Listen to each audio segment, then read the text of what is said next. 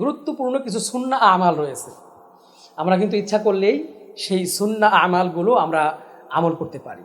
রাসূল করিম সাল্লাল্লাহু আলাইহি ওয়াসাল্লাম ঈদের দিনে এই সুন্নাহ আমালগুলো তিনি করতেন। এর মধ্যে এক নম্বর সুন্নাহ হচ্ছে ঈদের দিনে অন্যান্য দিনের তুলনায় একটু আগে আগে ঘুম থেকে ওঠা, এটা একটি সুন্নাহ। 2 নম্বরে মিসওয়াক করা।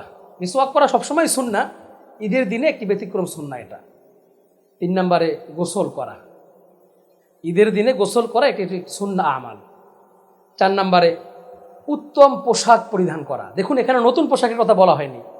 আমরা ঈদের দিনে নতুন পোশাক পরাটাকে আমরা অনেক গুরুত্ব দেই, কিন্তু এখানে বলা হয়েছে উত্তম পোশাক। আমার যা আছে, সামর্থ্যের মধ্যে যা আছে তার মধ্য থেকে যেই পোশাকটি পরিষ্কার পরিচ্ছন্ন এবং উত্তম, এরকম একটি পোশাক আমরা পরিধান করবো, এটা একটি সুন্নাহ।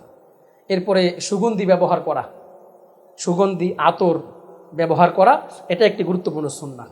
এরপরে যথাসম্ভব তাড়াতাড়ি ঈদগাহে যাওয়া, ঈদের নামাজ আদায় করার জন্যে একটু তাড়াতাড়ি ঈদগাহে যাওয়া, এটা একটি সুন্নাহ।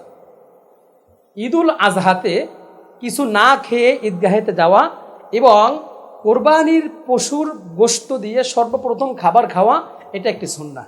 কিন্তু ঈদুল ফিতরে খাবার, মিষ্টি জাতীয় খাবার খেয়ে ঈদগাহে যাওয়া, এটা একটি সুন্নাহ। অর্থাৎ ভিন্ন দুইটা, ঈদুল আজহাতে না খেয়ে যাওয়া, ঈদুল ফিতরে খেয়ে যাওয়া, এটা একটি সুন্নাহ।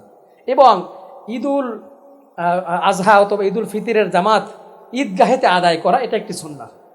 ঈদগাহেতে আদায় করা এবং ডান পাশ থেকে যাওয়া, ডান পাশ থেকে আসা, অর্থাৎ এক রাস্তা দিয়ে যাওয়া আর এক রাস্তা থেকে আসা, এটা একটি সুন্নাহ। পায়ে হেঁটে ঈদগাহে যাওয়া, এটা একটি সুন্নাহ।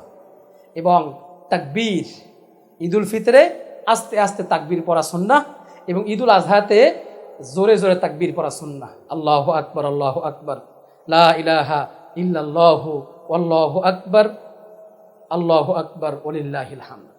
এই তাকবীর এটা ঈদুল আজহাতে ঈদগাহে যাওয়ার সময় জোরে জোরে পড়া সুন্নাহ, ঈদুল ফিতরে যাওয়ার সময় আস্তে আস্তে এই তাকবীর পড়া সুন্নাহ। সুতরাং আমরা এই গুরুত্বপূর্ণ সুন্নাহগুলো আমল করতে পারি।